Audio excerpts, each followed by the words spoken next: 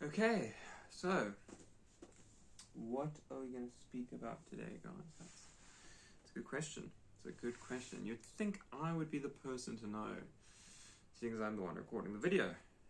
But I think that's kind of half the really interesting part of this little experiment, is that it's very much charged with beautiful Reiki energy, and give gratitude and thanks and intend for it to help and reach those that are in alignment with it. I would say fancy words like want to activate their DNA and supercharge their frequency and jump to the next level of their being, and ascend their columnar space of existence in a way that catalyzes them positively, or effectively, shall we say, because positive is still in tune with the negative, and you're going to create some level of duality within that then is going to have to play out as karma does. So let's rather focus on an expansion, a happening for one to be able to create a more whole. There's always this question of how do you move forward in a way that you're actually creating properly? Because we can create, but sometimes we just create to create.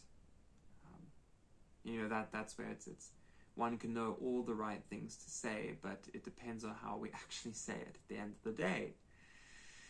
Isn't that just a hell of a way? It really is. Hey. A little bit of rhyming done, sorry. If I see a rhyme, I'm like, oh, this time, is it a crime? But for real, it's a question.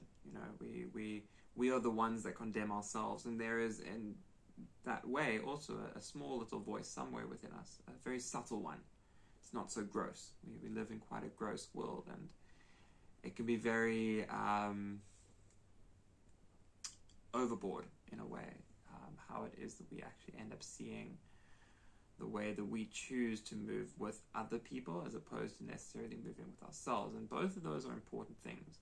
It is very important that we actually choose to move in the way that we wish to, as well as still becoming aware of how other people move as well, because there is that yin and yang, that pendulum swinging, and finding a way to catch just in the middle where the pendulum is, because that pendulum is going forwards and backwards, or forwards and backwards, but for easy illustration, forwards and backwards and forwards and backwards, and somewhere in that middle point there's a chance to ascend, because we're normally going from one side to the other.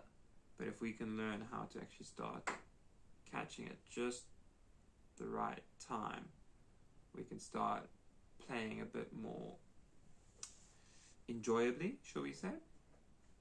I don't know if enjoyably is necessarily the right thing, because that's still got a positive and a negative, but I do like the word alignment. Quite a big fan of that. And resonance, because that middle point would be a point of alignment to a higher energy, and then you can begin to resonate at it as you climb that process. And then, then obviously, because all great, airy, very woohoo, yeah! How do we do it? Brilliant question, Jack, or John, or Jemima. I don't know. We're on J's today. I wonder what the sound J. It feels like it's anyway. Tangent. Accept the love of God into your life, and you shall be free. I mean, in short, not to be funny about it. It's true in some way or another. Growing up hearing that, I never quite really understood or resonated with it. But then we have the Holy Trinity, the trident that gets used as a means of moving forward, and it's the Father, the Son, and the Holy Spirit. The love of the Father, the sacrifice of the Son, and what is it? The all-encompassingness of the Spirit, the containing of the Spirit. But each of them work together. You need to have the love of a Father, the ability to sacrifice like a Son, and the ability to hold it all, so that you know what it is that you're loving and what it is that you're sacrificing. Because if you have a perception that we're all separate, and my tribe needs to be better than your tribe, it's going to be very different if people are saying we're all one tribe. We might be extended, and we might not all get along all the time, but that's all right. And it's important for us to, I feel that is to learn how to exist more with and as, the collective that you are, in connectedness, through connectedness, for connectedness. But, start with yourself. Start with where and how it is that you feel. Start with how can you actively improve the environment around you, preferably not stepping on too many other people's toes. Yeah, sometimes that one's a bit difficult because the ways that we feel to help are not always the ways that help, and they're not so exciting, so Bashar says some really incredible things about following your highest excitement, the thing that causes you the most bliss, and that can be scary and cause fear within you, but if you start discovering ways to follow it more and more, it will start being easier and easier. And a wise man said in my life recently that, and obviously, it's been said long before him, but the best time to plant a tree was 10 years ago. The next best time is today, or yesterday. I always think yesterday, and then today would be an even better time, 3 years. But yeah. So start working on what it is that you've been putting off. And that comes with getting excited.